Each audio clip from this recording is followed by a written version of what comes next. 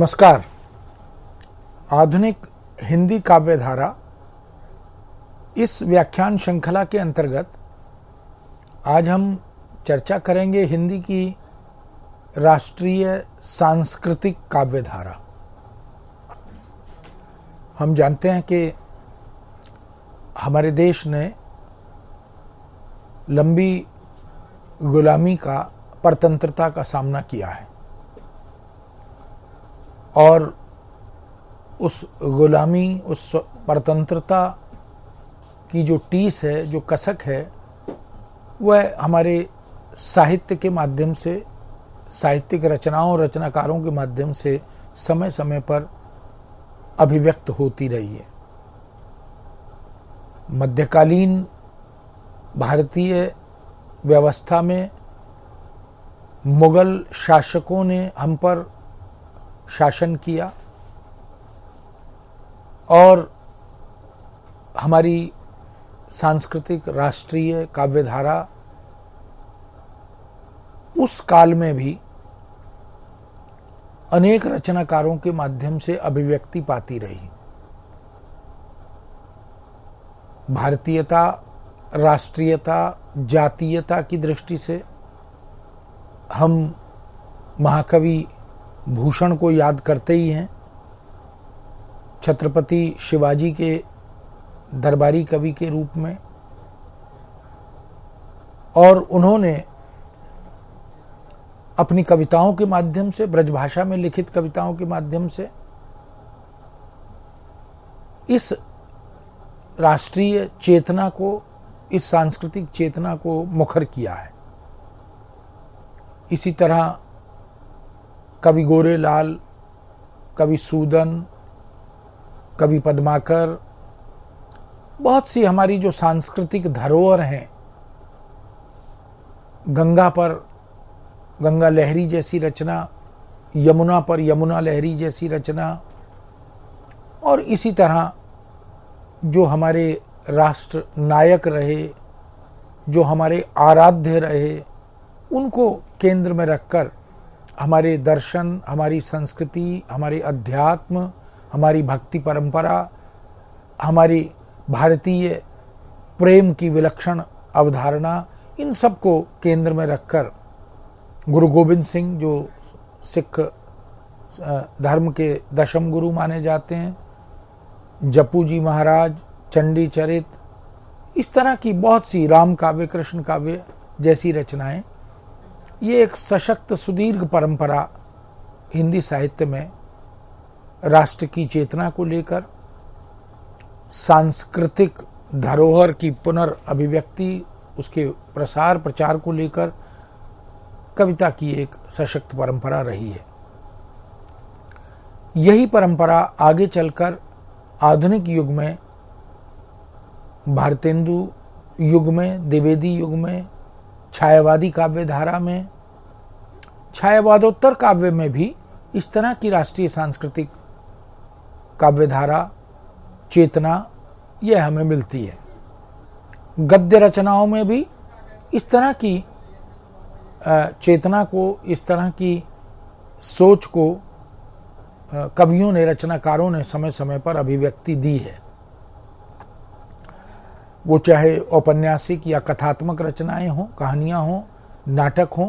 प्रसाद के नाटक हम सब जानते ही हैं, चंद्रगुप्त, स्कंदगुप्त और अजातशत्रु, ध्रुव स्वामिनी आदि, या महादेवी की गद्य और पद्य रचनाएं हों, पंत और निराला की रचनाएं हों। प्रेमचंद की अनेक कहानियों में इस राष्ट्रीय सांस्कृतिक चेतना को हम अनुभूत करते हैं। अज्ञे ने भी बहुत सी ऐसी कहानियां लिखी हैं, और बहुत से नाटक, एकांकी, अनेक रचनाकार, और आज तक भी इस राष्ट्रीय सांस्कृतिक चेतना पर आधारित सृजन निरंतर चल रहा है। किंतु मूलतः इस राष्ट्रीय सांस्कृतिक काव्यधारा को जब हम विशिष्ट अर्थ में और काल के साथ, समय के साथ जोड़कर देखते हैं, तो यह छायावादोत्तर काव्यधारा के रूप में हमारे सामने आती है। इसलिए छायावाद के बाद का जो युग था, समय था हिंदी में, उसे एक राष्ट्रीय सांस्कृतिक काव्यधारा के रूप में बाकायदा रेखांकित किया गया। और इस काव्यधारा के जो बहुत सशक्त, प्रखर, प्रमुख रचनाकार थे, यूं तो बहुत बड़ी संख्या वहां भी मिलती है, उनमें माखनलाल चतुर्वेदी, जिन्हें एक भारतीय आत्मा के नाम से जाना जाता है। कैदी और कोकिला जैसी कविता की बात हम करें, या अनेक कविताएं जिनके माध्यम से चतुर्वेदी जी को ख्याति मिली, प्रसिद्धि मिली। बालकृष्ण शर्मा नवीन एक सशक्त अभिव्यक्ति के कवि हैं, और उन्होंने भी ऐसी अनेक रचनाओं के माध्यम से, कभी कुछ ऐसी तान सुनाओ। भगवती चरण वर्मा जो कवि भी बहुत अच्छे राष्ट्रीय सांस्कृतिक काव्यधारा के रहे और गद्यकार भी।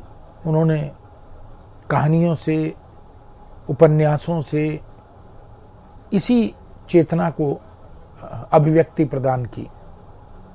और रामधारी सिंह दिनकर, हम जानते हैं, कुरुक्षेत्र जैसी विलक्षण रचना, रश्मिरथी जैसी रचना, और अनेक उनकी जो स्फुट कविताएं हैं या खंड काव्य और प्रबंध काव्य आदि हैं, उनको हम देखें तो दिनकर जी ने तो अनेक तरह की सांस्कृतिक राष्ट्रीय चेतना पर आधारित कविताओं का सृजन किया, बहुत लोकप्रियता अर्जित की।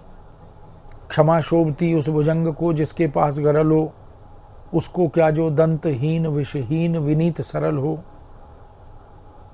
ऐसी बहुत सी रचनाएं दिनकर जी ने, हुंकार जैसी रचना, और ऐसे विलक्षण पात्र जो महाभारत के या राम कथा आदि के हैं, ऐसे लोक नायक, लोक चरित, मार्ग प्रशस्त करने वाले जो विशिष्ट व्यक्तित्व रहे हैं, उनको केंद्र में रखकर भी सृजन की ये परंपरा चलती रही, जिसमें दिनकर जी की भूमिका, उनका योगदान विलक्षण रहा।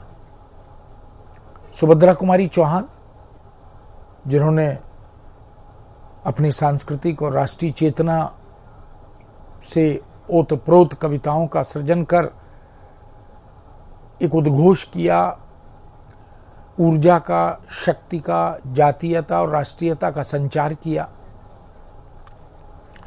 कवि निराला, राम की शक्ति पूजा एक सशक्त उदाहरण है उनकी इस चेतना का। और भी बहुत सी उनकी कविताएं। छायावादी कवि पंत, जिन्होंने पल्लव जैसी रचना हमें दी, और तमाम ऐसे रचनाकार जिनको हम याद कर सकते हैं। इस राष्ट्रीय सांस्कृतिक काव्यधारा के नाम से जो आंदोलन खड़ा हुआ छायावाद के पश्चात और नई कविता के पहले, इस काव्य आंदोलन की कुछ विशिष्ट प्रेरणाएं तो रहीं। इसमें एक मुख्य प्रेरणा थी उस युग की, उस समय की, क्योंकि स्वतंत्र हुए हम सन 1947 में, और छायावाद की समाप्ति लगभग 36 के आसपास होती है, 1936 के आसपास। तो 1936 से यह काव्यधारा बहुत प्रबल और प्रखर रूप में हमारे सामने आती है, और उस समय पूरे देश में राष्ट्रीय मुक्ति का, स्वातंत्र चेतना का आंदोलन चारों तरफ पूरे देश में अखिल भारतीय स्तर पर अलग अलग रूपों में दिखाई दे रहा था। साहित्यकार भी उससे जुड़े हुए थे, बहुत से स्वतंत्रता सेनानी, बहुत से चिंतक विचारक, बहुत से राष्ट्रभक्त, बहुत से राजनेता, पत्रकार, जिनकी भूमिका बहुत महत्वपूर्ण और उल्लेखनीय रही। तो इस तरह से कवियों ने भी इस स्वातंत्र चेतना के आंदोलन में, इस राष्ट्रीय यज्ञ में समय समय पर महत्वपूर्ण आहुतियां प्रदान की। गांधी जी के नेतृत्व को, गांधी जी के अनेक आंदोलन, चाहे वो असहयोग आंदोलन हो, चाहे वह नमक आंदोलन हो, और इसी प्रकार के समय समय पर गांधी जी, उनके अनुयायी इस तरह के आंदोलनों के माध्यम से विदेशी वस्त्रों का बहिष्कार, स्वदेशी की स्वीकृति, दांडी मार्च आदि ऐसे बहुत से आंदोलन थे। उस समय एक जुनून था देशवासियों के मनोमस्तिष्क में। आजादी के स्वप्न देखने वाले ये राजनेता, ये विचारक, ये चिंतक, ये देशभक्त, ये समग्रतः चहुमुखी और बहुमुखी प्रभाव अपने व्यक्तित्व, अपने आचरण, अपनी वैचारिकता, अपने मंतव्य के माध्यम से छोड़ रहे थे। सत्याग्रह गांधी जी का एक बड़ा महत्वपूर्ण आंदोलन था और उस आंदोलन ने पूरे देश के नागरिकों को, निवासियों को बहुत प्रभावित और प्रेरित किया। हमारे कवियों ने, गद्यकारों ने सत्याग्रह को लेकर कुछ ऐसे चरित्रों की परिकल्पना की। सत्याग्रह पर कविता और कहानी आदि, उपन्यास, नाटक आदि भी प्रचुर मात्रा में लिखे गए। विदेशी वस्त्रों का बहिष्कार, असहयोग आंदोलन, सविनय अवज्ञा, यानी जो शासक थे, जो हमारा शोषण कर रहे थे, जिन्होंने हमारे देश को, देशवासियों को गुलाम बना लिया था, उनकी आज्ञा न मानने का सविनय एक अभियान, यह इस तरह की जो सोच थी वह विलक्षण थी। स्वदेशी वस्त्रों की स्वीकृति हो, उनका स्वागत, अभिनंदन हो, उससे देश की आत्मनिर्भरता बढ़े, रोजगार बढ़े, आत्मविश्वास बढ़े।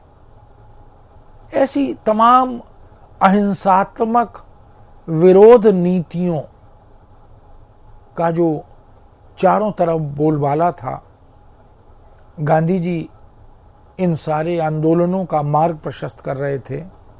एक विलक्षण व्यक्तित्व के रूप में महात्मा गांधी हमारे देश की आज़ादी के प्रणेता बनकर आए थे।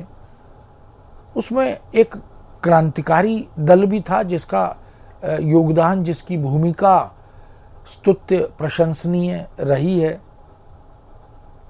चाहे वो सुभाष चंद्र बोस हों, भगत सिंह हों, या इसी प्रकार के और बहुत से स्वतंत्रता सेनानी जिनके योगदान और बलिदान के बिना इस देश को आजादी नहीं मिल सकती थी। छायावाद के अंतिम दौर तक आते आते राष्ट्रीय मुक्ति आंदोलन का यह स्वर बहुत तेजी से मुखर प्रखर होता गया। छायावादी कवियों ने अपनी रचनाओं में, गद्य पद्य रचनाओं में इस स्वर को अलग अलग तरह से बुलंद किया। प्रसाद ने तो नाटकों में हिमाद्रि तुंग शुंग से प्रबुद्ध शुद्ध भारती, स्वयं प्रभा समुज्ज्वला स्वतंत्रता पुकारती जैसे काव्य गीत भी लिखे। अरुण यह मधुमेह देश हमारा, जहां पहुंच अनजान क्षितिज को मिलता एक सहारा। इसी तरह से इस देश की संस्कृति को, सभ्यता को, दर्शन को, अध्यात्म को, भक्ति को, प्रेम को वो अभिव्यक्ति प्रदान करते रहे। इस देश का जो कृषक समुदाय है, मेहनत मशक्कत करने वाला जो मजदूर वर्ग है, वो सब धीरे धीरे इन स्वातंत्र चेतना के, राष्ट्रीय और सांस्कृतिक चेतना के आंदोलनों से जुड़ते चले गए। और यही इन स्वतंत्रता सेनानियों का उद्देश्य भी था, मंतव्य भी था कि जन समूह, जन सामान्य इन आंदोलनों से जब जुड़ जाएगा तो हम पर काबिज ये शासक हमें मुक्त करने, आजाद करने के लिए बाध्य हो जाएंगे।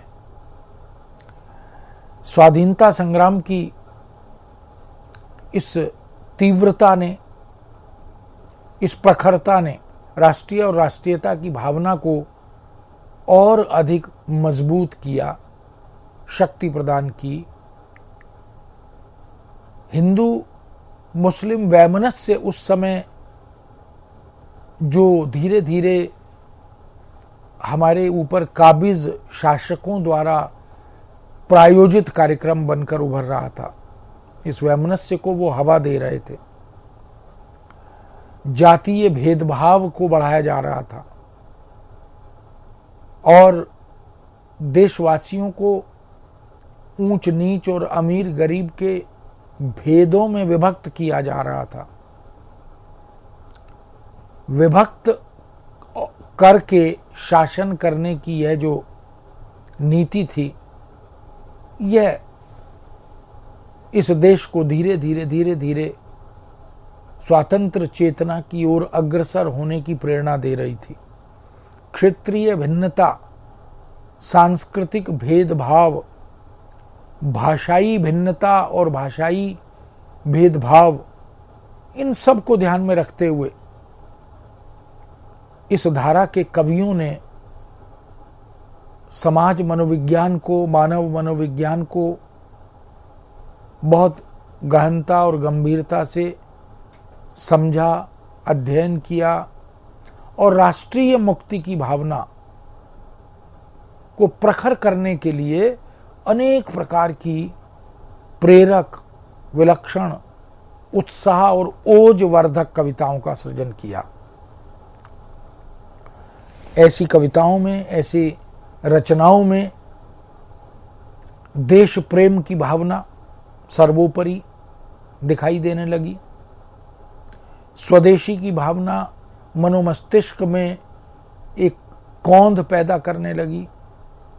मातृभूमि जो कि स्वर्ग से भी महान है, जननी जन्मभूमि स्वर्गाधिपति गरीय, ये जो भावना एक परंपरा से धरोहर रूप में हमें मिली थी, उस मातृभूमि की रक्षा के लिए, उसके स्वातंत्र के लिए, उसकी मुक्ति के लिए, उसके उद्धार के लिए देशवासियों में उत्साह, उमंग, ओज, शौर्य, पराक्रम की भावनाएं प्रबल होने लगी।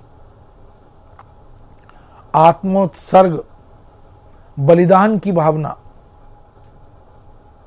ये सब मिलकर कविताओं के विषय बन गए, गद्य रचनाओं के विषय बन गए। देश के पारंपरिक, ऐतिहासिक, सांस्कृतिक उत्कर्ष काल के महत्व को उजागर किया जाने लगा। मैथिली शरण गुप्त ने भारत भारती के माध्यम से भारत के उस उज्जवल अतीत का बोध कराया और वर्तमान की स्थितियों से अवगत कराया और भविष्य के खतरों को भी उद्घाटित किया। तभी भारत भारती, जिसके माध्यम से उन्हें राष्ट्र कवि से विभूषित किया गया, इस उपाधि से। हम कौन थे, क्या हो गए और क्या होंगे अभी, आओ बैठें विचारें ये समस्याएं सभी। तो हमारा जो उत्कर्ष काल था सांस्कृतिक राष्ट्रीय दृष्टि से, हमारे अध्यात्म और दर्शन की जो विश्व को दिशा दिखाने वाली मान्यताएं थीं, उनका बोध कराने, उनको स्मरण कराने का कार्य इन कवियों ने किया। सांस्कृतिक गौरव, ऐतिहासिक पुरुषों का, लोक नायकों का, राष्ट्र नायकों का पुण्य स्मरण किया जाने लगा। उनके प्रति कृतज्ञता ज्ञापन की कविताएं, गांधी को केंद्र में रखकर बहुत सारी कविताएं लिखी गईं, बड़े बड़े ग्रंथ भी लिखे गए। इसी तरह सुभाष चंद्र बोस को लेकर, भगत सिंह को लेकर, महर्षि अरविंद को लेकर, टैगोर को लेकर, ऐसी जो हस्तियां थीं,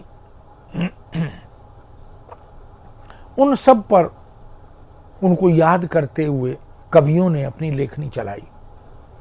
जाति पाति छुआछूत ये जो सामाजिक विद्रूपताएं थीं, विकृतियां थीं, इनका खुलकर अब साहित्य में भी विरोध होने लगा। ये जो राष्ट्रीय सांस्कृतिक चेतना के सामाजिक आंदोलन थे, वह अब साहित्य संस्कृति का हिस्सा बनने लगे। इसलिए भारतीय अनेक भाषाओं के कवि मानस में इस चेतना की अभिव्यक्ति सहज ही दिखाई देने लगी। समस्त देशवासियों को उनके राष्ट्रीय सांस्कृतिक दायित्व से अवगत कराए जाने की, परिचित कराए जाने की एक पहल शुरू हुई। देश के प्रति समर्पण की भावना, इसको जागृत किए जाने लगा और उन स्वतंत्रता सेनानियों के प्रति श्रद्धा सुमन अर्पित करने की, उनके प्रति कृतज्ञता ज्ञापित करने की एक परंपरा हमें दिखाई देने लगी, जिनके त्याग से, बलिदान से, साधना से हमें आजादी का मार्ग प्रशस्त होता हुआ दिखाई दे रहा है। माखनलाल चतुर्वेदी इस दृष्टि से बहुत उल्लेखनीय रचनाकार, कवि माने जाते हैं। उनका जन्म सन 1888 में हुआ था और 1968 में उनकी मृत्यु, उनका निधन हुआ। एक भारतीय आत्मा के रूप में उनको पहचाना गया, क्योंकि भारत और भारतीयता यह उनके संपूर्ण कृतित्व में प्रतिबिंबित होता है। वो राष्ट्रीय जागरण के अमर गायक बनकर हिंदी जगत में, साहित्य जगत में अवतरित हुए। न केवल कविता, कवि रूप में ही नहीं, राष्ट्रीय आंदोलन में भी वो सक्रिय रूप से शामिल रहे। एक सेनानी की तरह, एक स्वतंत्रता सेनानी के रूप में जहां कहीं भी उनकी आवश्यकता देश को, समाज को, राष्ट्र नेताओं को दिखाई दी, उन सब में उनका योगदान रहा। वह जो गांधी जी द्वारा प्रारंभ किया गया असहयोग आंदोलन था, उसमें एक क्रांतिकारी भूमिका माखनलाल चतुर्वेदी ने निभाई है। इतिहास उसका साक्षी है। देश की आजादी के लिए जेल जाना पड़ा, वह भी सहर्ष वह गए और उसी जेल में लंबी अवधि तक रहकर कैदी और कोकिला नाम की एक बड़ी प्रसिद्ध लंबी कविता उन्होंने लिखी। यह कविता अत्यधिक पसंद की गई, प्रसिद्ध हुई और उससे माखनलाल चतुर्वेदी को भी एक नई पहचान मिली। ब्रिटिश सरकार की दमनकारी नीतियों का विरोध, कैसे वो भारतवासियों को का दमन कर रहे थे, शोषण कर रहे थे, उन समस्त दमनकारी नीतियों का विरोध इस कविता के माध्यम से, कवि का आक्रोश उन दमनकारी नीतियों के प्रति कैसे उभरता है, उस पूरे गहन गंभीर क्षोभ को वो व्यक्त करते हैं। 1949 में हिमकिरीटिनी, 1951 में माता हिमतरंगिणी, 1956 में युग चरण समर्पण और फिर 1960 में वेणु लो गूंजे धरा, ऐसी बहुत सी काव्य रचनाओं के संग्रह हमें माखनलाल चतुर्वेदी ने दिए। उनकी कविताओं में तिलक, बाल गंगाधर तिलक, गांधी, रोलेट एक्ट, जलियांवाला बाग हत्याकांड, गणेश शंकर विद्यार्थी, हिंदू मुस्लिम एकता, राष्ट्रीय उत्सव और पर्व, राष्ट्रीय आंदोलन, इन सब की बड़ी सशक्त अभिव्यक्ति हुई और उन्होंने अपनी कविताओं में प्रेम, भक्ति से भरपूर, जो राष्ट्रभक्ति है, देशभक्ति है, राष्ट्र प्रेम है, उन सब के प्रति राष्ट्रीय चेतना का बिगुल बजाया था।